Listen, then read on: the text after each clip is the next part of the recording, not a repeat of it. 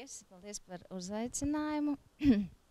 Īsumā iepazīstināšu arī ar mūsu pieredzi, un ļoti interesanti jau bija līdzšinējā diskusija. Un savu uzstāšanos gribētu iedalīt trijās daļās. Ja, tātad šogad tiešām mēs pievērsāmies hartas jautājumam nedaudz vairāk, visa gada garumā, un kā jau iepriekšējie runātāji arī teica, ka, tieši jūs minējāt arī to, tā kā definējāt kā problēmu vai jūs kā situāciju, tad tiešām arī piedaloties dažādos pasākumos šogad nāc pie tāda secinājuma, ka visās valstīs varētu hartu daudz aktīvāk izmantot, un tā tiešām nav tikai Latvijas situācija, ka vēl varētu veicināt hartas izmantošanu, tas ir ļoti daudzās valstīs. Tā, tad teicu, 3 daļās sadalīšu uzstāšanos. Pirmais, ko mēs vēlējāmies noskaidrot no biroja juristiem, veicām tādu nelielu aptauju par viņu zināšanām attiecībā uz hartu. Ja? 20 dalībnieki piedalījās, tad aptuveni puse no dalībniekiem atbildēja, ka savā darbā, respektīvi juridiskajā analīzē, hartu neizmanto, bet aptuveni 15% izmanto, ja savukārt 40% to dara dažkārt vai reti.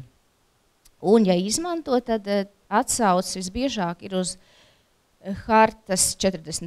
pantu, tiesības uz labu pārvaldību, protams, arī tiesības uz taisnīgu tiesu, tiesības uz izglītību, brīvi izvēlēties profesiju un tiesības strādāt, tiesības uz īpašumu. Tiek arī minētas patvērumu tiesības, bērnu tiesības, sociālais nodrošinājums, datu aizsardzība, tiesības uz privāto dzīvi. Aptaujas dalībniekiem lūdzām arī atbildēt uz jautājumiem, novērtēt tiešām zināšanas, kā viņi vērtē savu zināšanas hartas jomā un vai vēlētos papildināt. Tā principā vairums no aptaujātajiem arī norādīja, ka vēlētos paplašināt savu zināšanu loku attiecībā uz hartu. Daži no tiem jau ir izdarījuši tīri individuālā kārtībā, piedaloties dažādos semināros, un te man jāsaka, ka 21. gadā, tiešām ļoti tuvu jātur, jo savādāk nedzird, 21. gadā Tiesības sarga biroja juristiem bija organizētas mācības par Eiropas Savienības tiesībām. Vēl Zoomā tas notika, ja, bija ļoti noderīgs pasākums, kur tā tad iepazināmies, vēl papildījām, protams, zināšanas par Eiropas Savienības tiesību aktiem, par tiesas judikatūru, un arī tika pieminēta harta, gan nebija izvērsta tieši šīs mācības attiecībā uz hartu, bet harta arī tika minēta. Un, protams, arī Tiesības sarga biroja juristi ļoti čakli apmeklē katru gadu Rīgas juridiskās augstskolas rīkoto cilvēktiesību konferenci, un pēdējos gadus, īpaši pēdējos 2 gadus jāatzīmē, ka arī sadaļa atsevišķi tiek veltīta Eiropas Savienības tiesas judikatūrai, kas agrāk tā nebija, un arī tātad Eiropas Savienības normatīvos aktus arī kur Eiropas Savienības normatīvi akti tiek interpretēti hartas gaismā.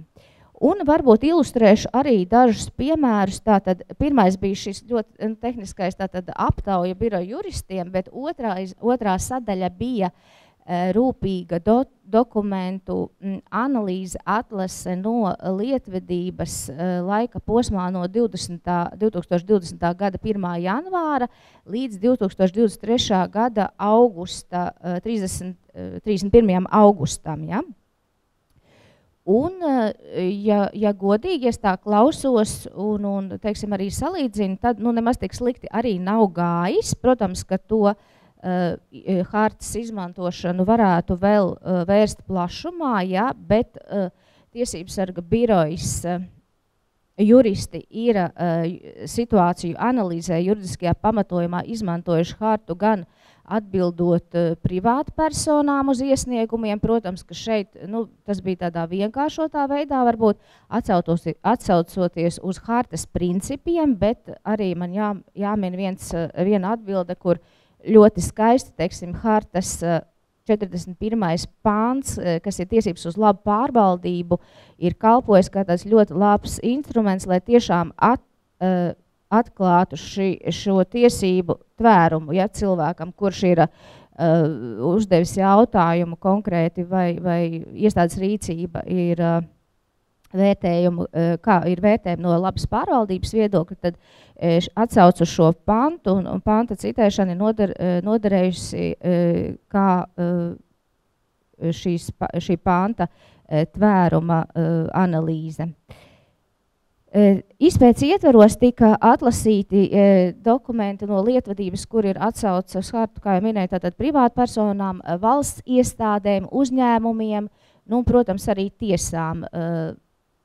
Satversmes tiesai, rakstot gan viedokļus, sniedzot gan viedokļus, gan rakstot pieteikumus. Un šajā sadaļā harta visbiežāk ir minēti hartas 4. pāns, spīdzināšanas un necilvēcīgas vai pazemojušas izturēšanās vai soda aizliegums, privātās dzīves neaizskaramība, datu aizsardzība, tiesības uz īpašumu un ļoti bieži arī diskriminācijas aizliegums. Tiesības uz labu pārvaldību, protams, 41. pants, kā arī tiesības uz efektīvu tiesību aizsardzību un taisnīgu tiesu, jeb hartas 47. pants. Un varbūt daudz nekavējot laiku, es neiešu dziļi piemēros, bet tomēr ilustrācijai kādu piemēru nosaukšu. Nu, piemēram, šogad vēršoties saimā un komentējot grozījumus valsts robežsardzes likumā, direktīva par kopējām procedūrām starptautiskās aizsardzības status piešķiršanai un atņemšanai tika interpretēta hartas 18. un 19. panta gaismā, kas ir tātad patvēruma tiesības un aizsardzība pārvietošanas, izraidīšanas vai izdošanas gadījumā. Es savukārt pārbaudas lietā 21. gadā personai tad pārbaudas lietā par noziedzīgi iegūtu līdzekļu iesaldēšanu, direktīva par noziedzīgu rīku un noziedzīgi iegūtu līdzekļu iesaldēšanu un konfiskāciju Eiropas Savienībā tika interpretēta hartas 17. un 47. panta gaismā. Piemēri ir daudz un tiešām ļoti, ļoti arī interesanti, ja vēl pavisam īsi. Tātad pieteikums, tiesības ar pieteikumu satversmes tiesai 20. gada 15. jūnijā par ministru kabineta ministru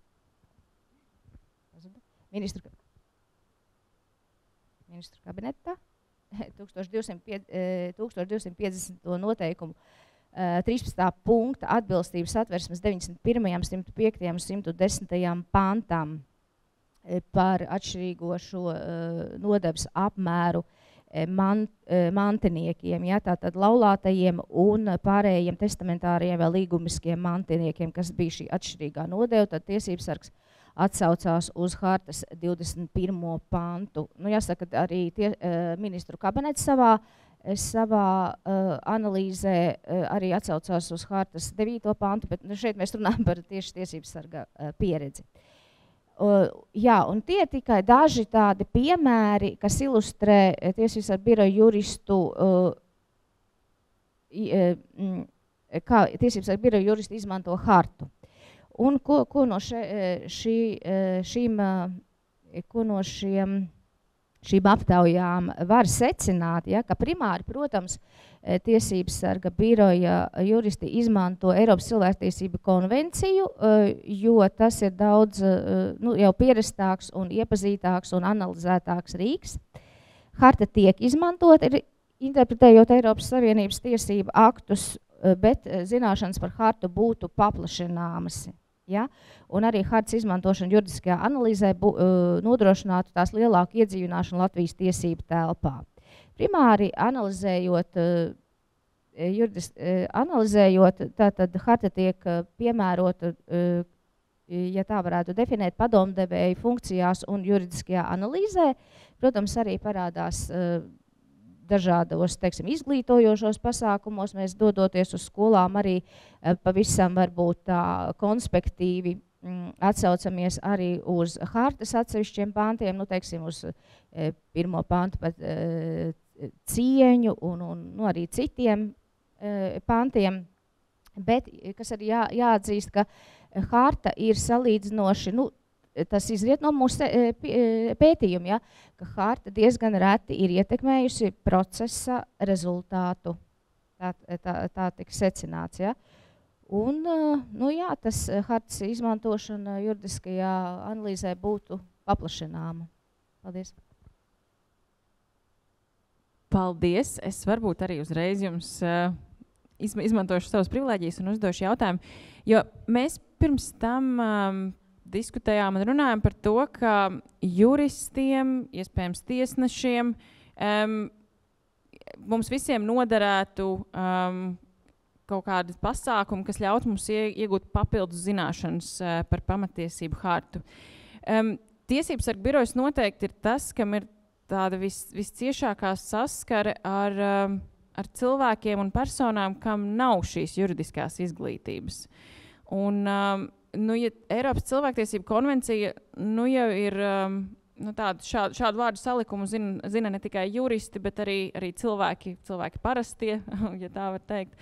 Tad kā ir ar pamatiesību hartu un vai personas, kas vēršas tiesības sarga birojā, vai arī tur ir jau, nu, vai arī šajos iesniegumos ir saskatāms atsauces uz pamatiesību hartu, vai tad tas tomēr biežāk ir pats tiesības sarga birojs, kas nolēma, kad šī pamatiesību harta būtu pieminama un analizējama?